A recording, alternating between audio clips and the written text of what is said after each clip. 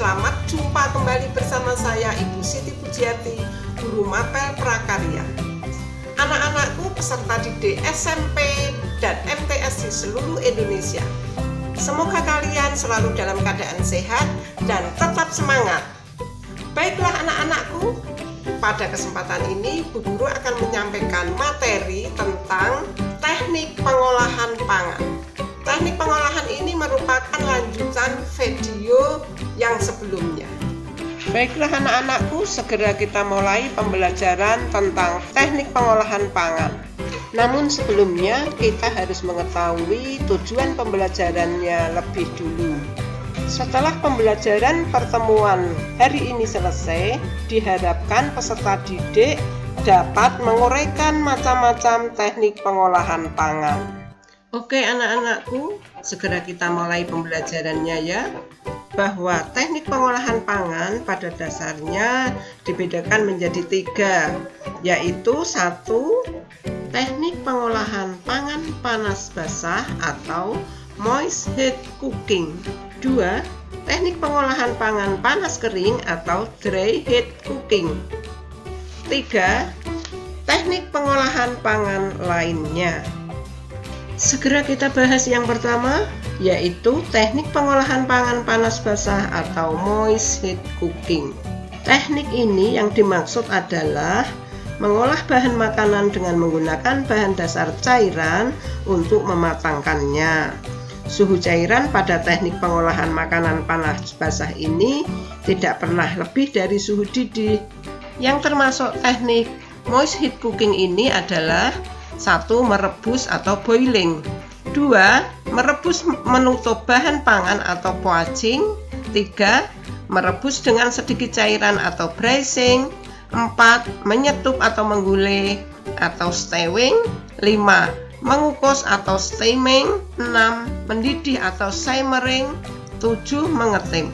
Baiklah, kita bahas yang pertama, yaitu teknik merebus atau boiling, yaitu mengolah bahan makanan dalam cairan yang sudah mendidih. Cairan yang digunakan dapat berupa air, kaldu, atau susu. Caranya, bahan makanan dapat dimasukkan ke dalam cairan yang masih dalam keadaan dingin atau dalam air yang panas. Sebagai contoh, merebus telur, merebus sayur, dan merebus kentang. Selanjutnya, teknik merebus menutup bahan pangan atau poaching, yaitu cara memasak bahan makanan dalam bahan cair sebatas menutupi bahan makanan yang direbus dengan api kecil di bawah titik didih antara 92 derajat sampai 96 derajat Celcius. Adapun bahan makanan yang dapat diolah dengan teknik ini adalah bahan makanan yang lunak atau lembut dan tidak memerlukan waktu lama dalam memasaknya, seperti buah-buahan, sayur, telur, dan ikan. Cairan bisa berupa kaldu, air yang diberi asam, dan susu. Ini adalah contoh merebus telur dan merebus buah. Selanjutnya, teknik merebus dengan sedikit cairan atau braising, yaitu teknik merebus bahan makanan dengan sedikit cairan, kira-kira setengah dari bahan yang akan direbus, dalam panci tertutup dengan api dikecilkan secara perlahan-lahan. Efek dari braising ini sama dengan menyetup, yaitu untuk menghasilkan bahan makanan yang lebih lunak dan aroma yang keluar menyatu dengan cairannya. Sebagai contoh adalah masakan daging sapi dan daging ayam. Selanjutnya adalah teknik menyetup, disebut juga menggulai atau stewing, yaitu mengolah bahan makanan yang terlebih dahulu ditumis bumbunya. Selanjutnya bahan direbus dengan cairan yang tidak terlalu banyak dengan api sedang dalam waktu yang lama, agar aroma dari bahan masakan keluar dengan sempurna. Pengolahan dengan teknik ini harus sering diaduk secara hati-hati agar tidak mudah hancur. Pada proses stewing ini, cairan yang digunakan adalah air, susu, santan, atau kaldu. Contoh pada gambar ini adalah masakan daging sapi dan sambal goreng tahu. Selanjutnya adalah teknik mengukus atau steaming, adalah memasak bahan makanan dengan uap air mendidih. Sebelum mengukus bahan makanan, alat pengukus yang sudah berisi air harus dipanaskan terlebih dahulu hingga mendidih dan mengeluarkan uap. Baru masukkan bahan makanan pada steamer atau pengukus. Uap air panas akan mengalir ke sekeliling bahan makanan yang sedang dikukus. Efek dari teknik ini ialah menjadikan makanan lebih lunak dan lembut. Nilai gizi bahan makanan tidak banyak yang hilang karena tidak tersentuh langsung dengan air. Contoh olahannya adalah puding roti kukus, pisang kukus, sayur kukus, dan bolu kukus. Selanjutnya adalah teknik mendidih atau simmering, yaitu teknik memasak bahan makanan dengan saus atau bahan cair lainnya yang dididihkan dahulu.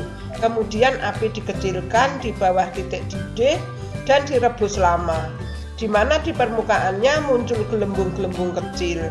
Teknik ini biasanya digunakan untuk membuat kaldu yang mengeluarkan ekstrak dari daging yang direbus. Contoh gambar masakan ini adalah masakan daging dan masakan ikan gabus. Teknik selanjutnya adalah mengetim. Mengetim yaitu memasak bahan makanan dengan menggunakan dua buah panci yang berbeda ukuran. Salah satu panci berukuran lebih kecil. Cara ini memang memerlukan waktu yang lama seperti membuat nasi tim atau coklat. Anak-anakku, teknik pengolahan pangan yang sudah kita bahas di video ini tadi merupakan teknik pengolahan pangan panas basah atau moist heat cooking. Sedangkan teknik pengolahan pangan panas kering atau dry heat cooking dan teknik pengolahan lainnya akan dibahas pada video pembelajaran berikutnya. Perlu diketahui ya anak-anak bahwa perbedaan teknik atau cara maupun metode pengolahan pangan yang ada di Nusantara maupun seluruh dunia mencerminkan faktor-faktor sosial, ekonomi, agama, agrikultur, dan estetika yang mempengaruhinya. Oke anak-anakku peserta didik SMP dan MTS di seluruh Indonesia, demikian materi teknik pengolahan yang sudah kita bahas. Selanjutnya kita tunggu materi prakarya pengolahan selanjutnya. Semoga bermanfaat. Sampai di sini. Assalamualaikum warahmatullahi wabarakatuh.